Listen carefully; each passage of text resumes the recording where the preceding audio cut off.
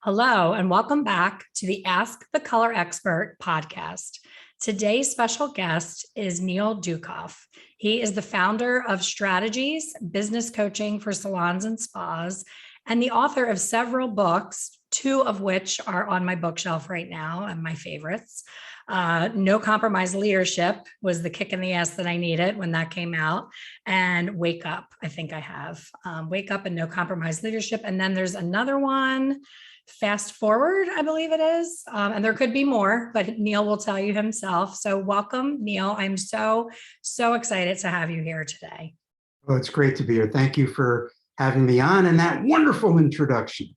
Thank you. I don't want to write another book. I don't want to write another book. I don't blame you. I don't blame you. It's a lot. I mean, my book is certainly not a scholarly journal, but it has a lot of passion, probably a lot of grammatical errors, but it came from the feeling, and I'm sure you can relate to this, when you share what you've learned along the way and you find yourself repeating the same things over and over again, it's like, I think it's time to write this down and call it a book, because to keep saying it again and again and again, when the fundamentals don't change, it's better to have it permanently in a book. So although it is a lot of work, thank you for those works of art, because leadership is something that for me as a salon owner, that was the hardest piece that was missing. I found tons of education on how to foil, how to roll a perm, how to, all the technical things.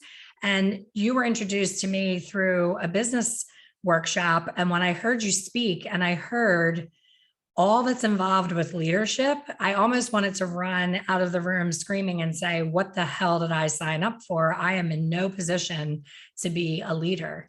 But I do believe that there's part of it. Leaders are born in a sense, but also need education and systems to be able to effectively. I think it's a combination. I thought I had enough God-given leadership talent, but that was not the case. There's, and thank you for saying that and describing where you were as a leader. I've been at this forever. The quick summary is I went to beauty school in 1970. I worked for the Glenby Company, which was the big department store chain. And I got trained by John and Susie Chadwick. And they even cut my wife's hair. John cut my wife's hair. And I went through it and like, oh, I found a hair that he missed. So proud of myself. But I opened my first salon in 1973. I usually joke and say, and where were you in 1973, which I don't like asking anymore. And opened a second one in 75 and sold them both 1979, 80. And my passion was business. I mean, I just loved learning and teaching business and obviously, we'll get into it, but I have my own take on what makes a successful salon, spa, med spa, whatever you have these days. And it takes so much more than what people realize. Michael Gerber's book, The E-Myth, which is a classic. The whole premise is when the technician becomes the business owner, it just you gotta look at it a whole different way. You're building something separate, and just because you know how to cut hair, do hair, whatever it is, whatever service you do, doesn't mean you understand the mechanics, the systems, the responsibilities, and the disciplines of running a business. And that's what I get into, and that's what I love to teach.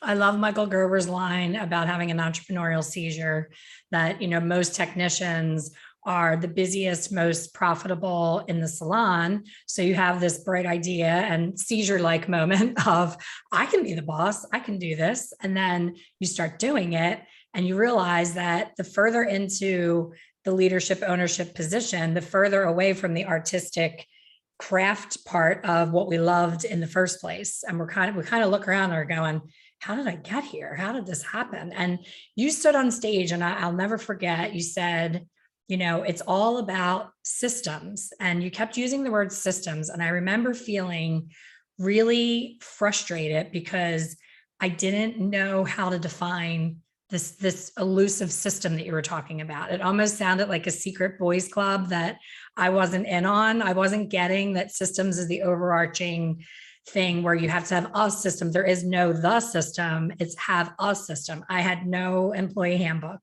I had no dress code. I had no, anything. It was just like, hey, you're breathing, you have a pulse, you're cute. Come on in. You're kind of the same age as me. We're going to have fun. And then when they come in looking unprofessional or they're late or whatever it is that they do wrong, you're so furious that they did something wrong. But then I go listen to you speak and I'm like, well, of course they did that because I never defined what my dress code was. I never defined what I expected from them. So how would they know that? Of course, they're going to cross boundaries and lines because I never set them up. And that was when I was 22 years old. Now I'm 54 years old. Honestly, I didn't really get it. You had told me, I don't know how many times at those programs, but I still didn't get it. I was like, oh, that's for big salons. And I think that's what happens, especially now. Neil, you know how different the industry is with all the solo suites and the chair rental, and there's all these blurred lines. So I think the solopreneur and the smaller boutique salon, which is what I was, I only had myself and another girl when I was going to see you. I'm like, oh, that's for the big businesses, but that's not true. Even if you have one employee or even if it's just you, systems are so important. So I hope somebody listening to this is going to get it sooner than I did by listening to you. And it's interesting, and I'm glad you grabbed that from that presentation. I'm going to rephrase what you said, because you're saying that you didn't have a system, and let's take system out of it for a second and say, what's your business model? So remember that thing, there's 3 bricklayers, and you ask the first bricklayer, what are you doing? And I'm laying bricks. And you ask the next bricklayer, what are you doing? And I'm building a wall. And you ask the third one, what are you doing? And he goes, I'm building a cathedral. And it's, you have to understand. I mean, we all have a vision. I had a vision for strategies when I started it, over 28 years ago. You've had multiple, visions for all the things that you've done, and your new venture, which I think is very exciting, and God bless you for doing it. But it's not just having a vision of what you want to build. You got to step back and go, okay, so if I build this, let me kind of get this blueprint down on what is this, can I actually build it? Because if you don't get the foundation right and you start hiring people in, it starts to crumble, and it can crumble really quickly. So first thing you need is a business model. And I guess I was going to say, go to an architect and start looking at plans for the house and, pick the one you want. But that's kind of like, how big do you want to get? You can always go bigger, but what is it that you want to build? But then you got to start looking at, what are all the different pieces, the systems that you need to have in place in order to support and grow and control and create opportunities for yourself as the owner. Because it's funny how many owners there are that I never should have gotten into this. This is the worst thing, it's just someone please make the nightmare end, and even owners that go, I had enough. I'm gonna go take a suite somewhere, and life is going to be good and simple. But what happens is, they're trying to build something, and they didn't have the model, and they didn't have the various systems in place. And I'll give you some really simple examples. We just finished an online seminar that we do. It's called Elements, and we get into building a handbook and values and communication and all kinds of powerful stuff that you need to run a company. And then I love reading what's going on in the chat because there's a whole nother seminar happening in the chat. Absolutely. I You know, love saving the chats on my Zoom yeah, calls and going back. I'm like, so whoa. I got 3 educators and they're all giving us really great stuff. And then in the chat, you go, so what do do you put them on probation or notice, like how many times do they have to be late or call in last minute? And it's like, I know other owners that don't have that problem because they've got the rules, they've got the culture, they've got the accountability, they got the buy-in where stuff like that doesn't happen. And a real simple example is, I have a whole group of coaches that work for the company, and Daryl Jenkins is our lead coach. He's responsible for all the coach training, and he also coaches. And Daryl's a systems guy. Here's how it works. This is how it's supposed to work, and do this first and do this second. And that's how his mind processes. And other coaches go, don't you have like people like the worst people in the world that all the people that complain about no-shows? Owners, why do you no-show for your coaching call? And we already charged your card. So, but what do you do for no-shows or people showing up late? Because we train our coaches, if your call starts at this time, and if the owner's late, it's going to end at the time it's supposed to. But you've got to set the stage, set the table. And Daryl has very few owners show up late or cancel last minute because he sets the groundwork. And that's how we teach our coaches. But that's our culture. We teach our coaches that you be in a quiet place, you be in front of your computer, and you be ready to coach, and you let the client know that that's you need them to do the same. Because if we hear if they're doing dishes, we're going to stop the coach call. If we hear the car start or they put the key in, it goes ding, ding, ding, ding, we're going to end the coach call because we need your undivided attention. But owners need to do the same. What time does work start and why do we need to be there? And if you're late, what kind of stress does that put on others in the company? So systems can be these really simple things, but leadership makes it work. You didn't have a handbook, and I warn owners that I need a handbook. And I remember when I wrote my first handbook, they can't come in. I'm gonna put. Oh yeah, that's never gonna happen again. And I'm putting all this stuff in the handbook, and it's words, but the leadership and the coaching, and not leading with a hammer. That you may have to get stronger, more forceful down the line, but you have to coach people.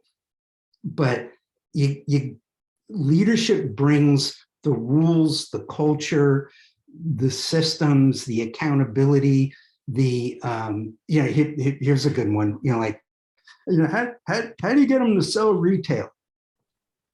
Oh, well,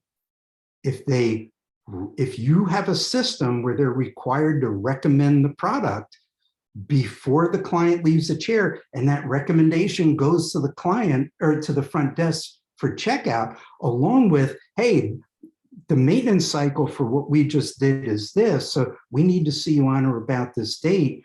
And the system says front desk can't check out a client unless they have that information, and don't set your front desk up for failure. And retail is, how many recommendations do you do? Are you asking for the sale at checkout? It's a numbers game. The more people you recommend, the more people you ask, the higher your retail sales. But too many owners get stuck in what's a good retail commission to get them to sell? How about this? That doesn't incentivize. How about I've tried it all. My crowning glory for my career is the team-based pay system. And it doesn't have retail commission, because retail commission says if they don't retail, you're not going to make any commission. And the stylist goes, oh, thank God. I thought I had to retail. So Yep. if I'm not retail, I'm good not making the retail commission, so don't bother me about it. But get that system in place and lock it in, and your pre-book's going to go through the roof. Your retail sales is going to go through the roof, and it becomes a game. And what's we teach scoreboards, and you got to have a month scoreboard, and every day you got to update the team at a huddle. Hey, here's where we're at. This is what we need to do. We're out of this stuff, and so called in sick, has tested positive for COVID, God forbid, and going to be out for quarantine or whatever. And so fewer people need to do more. That you set up the day with that, but you got to know what the score is, and you got to share it with your people and how we're getting there. And sidebar on that, usually I start asking myself the questions, so you just enjoy the ride. But the sidebar on that, you ask a lot of owners,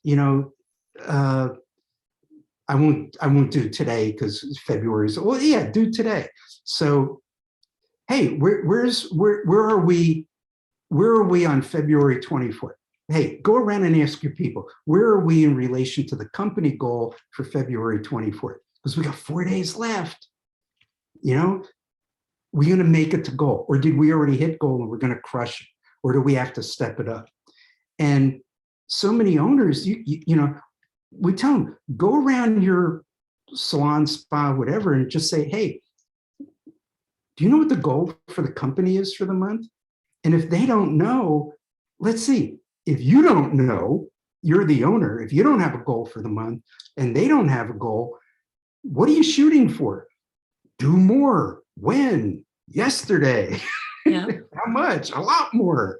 It's just not that simple. So once you start locking into, the financial disciplines, you have a really good month. What's your profit and loss statement? Because that's your readout of how you generated sales and managed your expenses. Did you win, in March when you get your February profit and loss statement? Did you win February? Did you create profit? But you got to plan that too. You got to plan your expenses. You got to plan your revenue goals. And then while I'm on profit and loss, you got to look at the balance sheet. Do you have more cash at the end of the month than you did at the beginning? Do you have less payables or more? Do you have more debt or less debt? Do you have more equity in your business or less equity in your business? And it's not hard to learn this stuff. It's discipline. And it's embracing that business side of the company and understanding how do you control it, and how do you create opportunity for your people? Because if you can't create opportunity, can I ask myself another question? Sure. Okay. So why are so many owners afraid of, suites? Well, if you kept saying, build your following, build your following, build your following, build your following, and you're only paid a piece of what you do, whatever the commission rate is, sliding scale, whatever, you're a level 82 on the price list and whatnot. But if they climb that ladder and got booked solid, and their income can't grow anymore unless they raise their prices or twist your arm and go, I need more commission, the company starts to grow around them. You hire new people in, they start getting busy, and it gets to a point where they go, I think I'm just going to rent a suite, and there's no shortage of suites, but I'm going to go rent a suite. I built my following. I'm going to take my following and go. I mean, to me, that is it's the curse of the industry, where we keep growing people, not creating the structure and the culture to retain them. And it all comes down to, how many customers does this person have that's loyal to them? So like, if you look at your appointment book, you got your stylist names at the top, and you got all the customers below them. Are the customers loyal to the name at the top, or are they loyal to the company that they work for? And if they're loyal to the person at the top, you're a ticking time bomb. And it doesn't take much to upset a salon, because if one person doesn't like working there, we know our employees. If one person doesn't like it and they got a good mouthpiece, they love company, and they're going to share their misery and come work with, let's go over here and let's blow this place up. And it's there's a better way to run a company. And that's what I love to teach. And that's what I love to talk about. And it's not just you pay them team-based pay and that makes your company better. That's one of the pieces of that system to build your brand, to build your business model. I'll let you ask the question. You're such an easy guest. It's so funny because when I reach out to people for the podcast, they're like, send me your list of questions. Can we meet before? I'm nervous. I'm like, I don't have a list of questions. I love when it's just a natural, authentic conversation. So you make that effortless. I don't even have to think about I'm like a scratching. I'm a scratching sniff. I love it. The thing that bothered me most when I met you and I heard about the team-based pay, I thought, wow, that is such a great idea, because talk about culture building atmosphere, when you work as a team and you're paid as a team, it's amazing. I do think starting out that way would be much easier than converting from commission to that. But the commission model is so outdated and broken in a way that from the very beginning, having a 50-50 split, like I get so enraged when I'm on Facebook forums and I see people, somebody said the other day, I'm at a salon, I get 60%, they get 40%. This doesn't seem fair. Anybody have anything they can suggest? And everybody was on her side saying, that's ridiculous. You need more. And I'm like, what business on God's green earth gives the employee more money than the bit? Like, you don't have any skin in the game. You don't have any overhead. You have no headaches. It's like a partnership where you're not part owner, but you get more than the other partner who's running the bit. Like, where did that come from? Like, it just blows my mind that anyone expects more when it's set up that way. It's like overly generous. And I get to your point, when they get built up and the ego gets built up and I'm so busy and this salon wouldn't be anything without me. And, all that gets thrown around. But it's like, in the end, if you did leave and start a suite, do you really think that you're going to be not having any expenses? Like, it's never going to be 100%. How close do you need to be to 100% to be able to work effectively? And suites aren't cheap. Mm-mm. It's to go back, like what you said before, like it would be easier starting out. Yeah, of course it's easier start. It's just like every time there's a walkout and an owner goes, ever since the walkout and I've got a new team in, it's been great. Well, you know what? Because you got rid of what you created, not Right. them. It's what you created. You create it. I agree. And now you hire new people in. And then the question is, are you rebuilding that same business model? And the definition of insanity, are you expecting a different outcome? But I did it twice. Yeah, we've been converting salons from commission to team-based pay. I was doing it before I started Strategies. I didn't call it team-based pay at the time, but we've been doing it. We're doing pay conversions all the time. Small companies, big companies, and you know what the biggest piece to a successful pay conversion is trust. It's trust. But we've done pay conversions where the employees are, I don't trust the owner to manage my pay. At least on commission, if I work hard, I know what I'm going to get, but I don't trust the owner. And so we have more work to do with that owner. There's other issues than compensation. But most companies, there's enough trust to say, listen, the model's broken. We're not getting, what do you do when you're just an example, when your book is full and it's our prices are so, we go from here to here on pricing and there's no more commission to pay. I can put in, how about that? I'll give you 10% more commission, but there's a 15% product charge. Right. So, but we want to put the money where the performance is. That's why I always talk about overall behavior. Who do you want to pay more? Someone that you feed a lot of new customers to and they don't retain them and they don't do the retail recommendations and they don't pre-book, or someone that follows the system and they have a high first-time client retention and they have a high pre-book and they do the recommendations and that creates retail sales and they contribute to the growth of the company and they help us play the game. You want to pay that person better, but it's hard to pay that person better when you're stuck with a commission that defined what they can make and what you can pay them from the beginning. Even if you have sliding scales, you're still in the same boat. And then what's happening to the economy right now? Don't even want to look at CNN today. But I know. We have inflation, costs are going up. When will owners raise their freaking prices? And then there's a way to do that. You have to figure out your cost per hour. It's not a hard font, but you got to figure out your cost per hour and you got to mark that up just like you mark up retail. But then owners, oh my God, what are the clients? What if the clients don't? Oh, no, you're going to get pushback from the clients. And I want to give the client 2 years advance notice. How about this? Inflation, costs are up. This is our new pricing. Everyone pays this price starting tomorrow.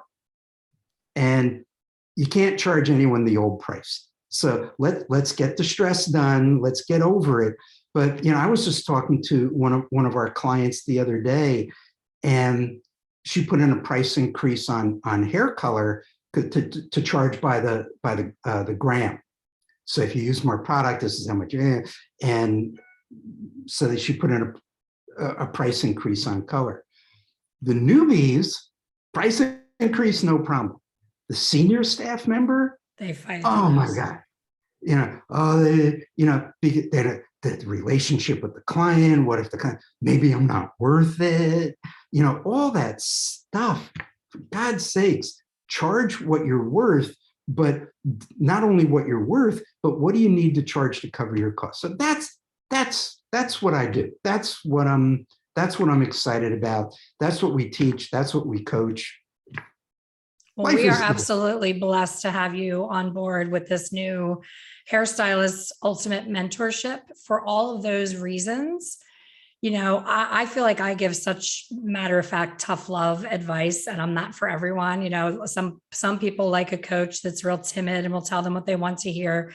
I say, like you, I'm like, raise your prices, just say it. Don't put a big poster on the mirror. Don't send them an email or a letter or don't have a big, balloons in the air and a big announcement. It is what it is. Everything has gone up and it has to happen. And if as an industry as a whole, if we all did it together at the same time, I think people have that false sense of, well, the salon down the street isn't raising theirs and people are going to leave me. If they were going to go to the salon down the street, they would have gone there by now. They're not going to leave you to go down the street for $3. It's not going to happen.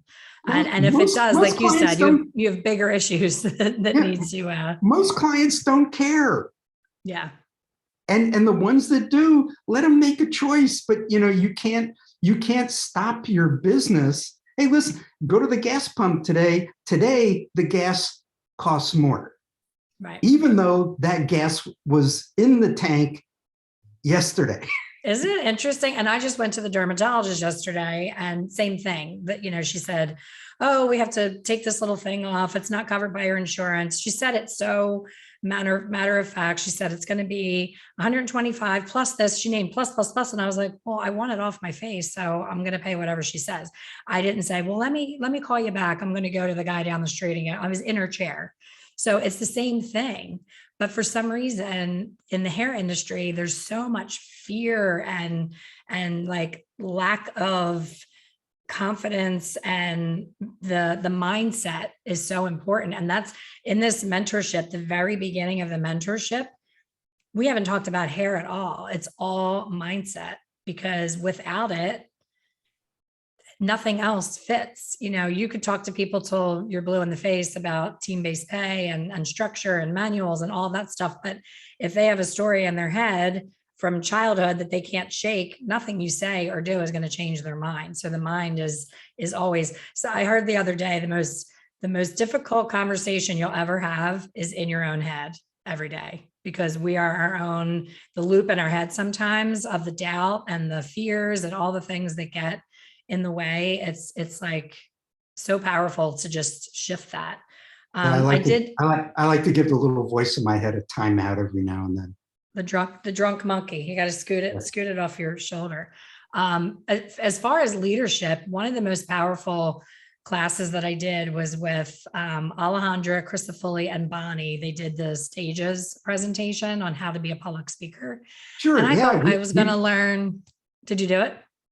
Yeah. I know you're friends with them. I brought them into strategies, and they did it with all our coaches. That's awesome. So you'll remember the piece of, you know, the hijack of, and I was so famous for this. If you were working with me, I would say, I would have something on my mind that I wanted to share with you. And it was nothing bad. It was just, I needed to chat with you privately. And I would walk in the beginning of the day and say, hey, Neil, after your last client, can you run up to my office and pop your head? And I just want to talk to you about something. And I thought nothing of it. I just blurted it out, went on with my day. And they had that look like they were going to hurl their lunch up all day long. And I was like, what's going on with Neil? What's with him? Like, not even getting that I did that. It never even occurred to me that that's what happened. And then I'm like, when they talked about it in that workshop of the approach and how you say things and the way to present things, I was like, oh my gosh, that changed everything in the way that my salon was run. People were excited to come to my office after that, because I would phrase it, hey, Neil, I have great news for you. I want to share it with you in my office after your last client. You know what I mean? Instead of, oh my God, I'm getting fired, because they had seen someone else 3 weeks before. When they went to the office, they came out in tears. So you don't realize that. So the mindset is number one. So number one module in the mentorship is mindset. Number two is communication, because without proper communication, there's no success in anything, any relationship, anything. This is an important piece, because I know we're running out of time. Owners need to understand what their tolerance level or their interpretation of conflict is. And some people have a high tolerance for conflict. You're late, and if you're late again, you're out. You know, and they'll do it in front of everybody, and which is not right. And then other people are, oh my God, they're late. I have to tell them they're late. Oh, they're not going to like, oh, it's going to turn into a battle. Oh, the hell with it. God damn it, they come in late all the time. You know, there's understanding how to approach someone, how to create a safe place to have the conversation.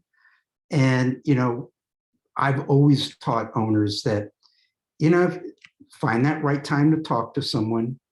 You know, you don't have to say, I need to talk to you at the end of the day, which is no different than an employee saying, I need to talk to you at the end of the day, because it does the same thing to us. You freak out all day. You know, it's never good news when they want it, right? But when you have to have that fierce conversation with someone, it's, you know, I need your permission to speak freely, because I want to make sure that we can have a conversation where afterwards we can get back to having a lot of fun. So I have your permission to because I got to talk about some stuff that I have to talk about, and I wish I didn't, but we got to talk about it. And then you discuss it. You know, listen, you know, you call out a lot, you're late, you take an hour and a half to do a 45-minute service, you know, whatever the list is, or your attitude, you know, the customers love you, but the rest of the team, oh my God, you're not fun to be around. Whatever those conversations are, that's the leadership responsibility. And you've got to make peace. Doesn't mean they're going to be easier, but you've got to make peace with making, that's why I wrote No Compromise Leadership. It's not no compromise leadership. My graphic designer, one of the versions of the book cover, was a fist. And it's no, that's not it. No compromise. If it needs to be done, get it done. Create your culture, be engaged with your people, create opportunity for people. But when someone starts veering off here, your job is to coach them back to where they need to be. And for, compensation wise, the better you coach them, the better they do, the better their performance.